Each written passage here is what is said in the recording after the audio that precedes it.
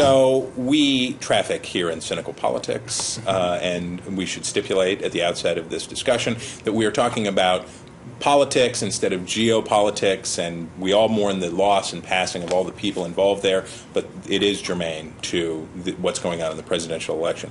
So therefore, with that prophylaxis in place, we introduce you Ford O'Connell. He is the chairman of the Civic Forum PAC. He worked on the John McCain near the John McCain campaign in 2008. He is a Republican in good standing, as illustrated by his red tie. And David Dimartino, welcome back. He is a former deputy press secretary to Senator John Kerry. He is a Democratic strategist, and he's got a blue shirt, so you can tell them apart. He's a blue team, he's the red team. David, question for the administration. How did they take what could have been a moment to show presidential elan, strength, a moment when you say, we're going to go kill them and they can't do this to us? How did this turn into this? How did we get here? And what's unfortunate is, that it has become a political issue when, when four Americans lay down their lives in service of the country. It shouldn't become talking points in a stump speech for political candidates. But it did for the presidency.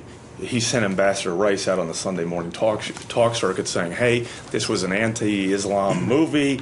It was a riot, and we later found out it's a terrorist attack. The bottom line is, if you cannot protect your sole representative, in that country, how's the president going to protect America? What we have is 4 dead Americans, no answers, and essentially what boils down to failed leadership. So and there are some questions that the president laying aside, you guys are talking here about what happened on the ground, and we're not going to solve these problems. Absolutely not. But what we can talk about, and was something that we know, is this. Now, basically, Mitt Romney came out at the beginning, David, and said something and got his britches burned over it, and then he retreated from the scene for a while.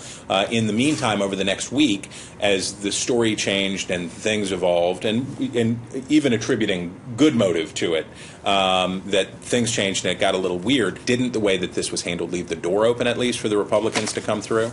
Well, I think, what Ford said was a little bit over the top. I mean, what happened in Benghazi doesn't mean that our borders are threatened by invasion from Islamic militants. Susan Rice has become the most popular punching bag for the extreme right on this issue. The fact is that when she went out on the Sunday shows, she went out with the intelligence that we had at the time.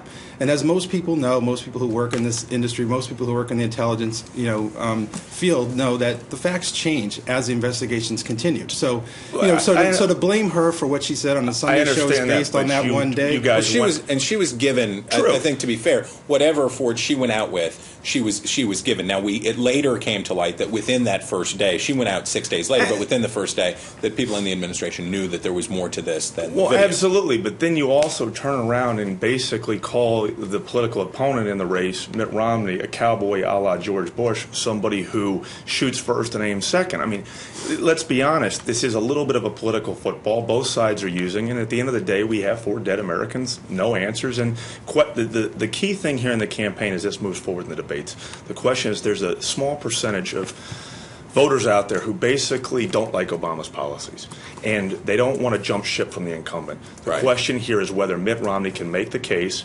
on this situation and use it to move them over in his column. Yeah, and Ford's absolutely right. But on this issue, what Romney has done from the beginning was try to politicize this. He's now using the names of the 4 dead Americans in his talking points. The families are upset about it. That's complicated. But the bottom line is he's proven that he's not ready to handle this job. Okay, we got you on the record, but the thing on the family is a little more complicated.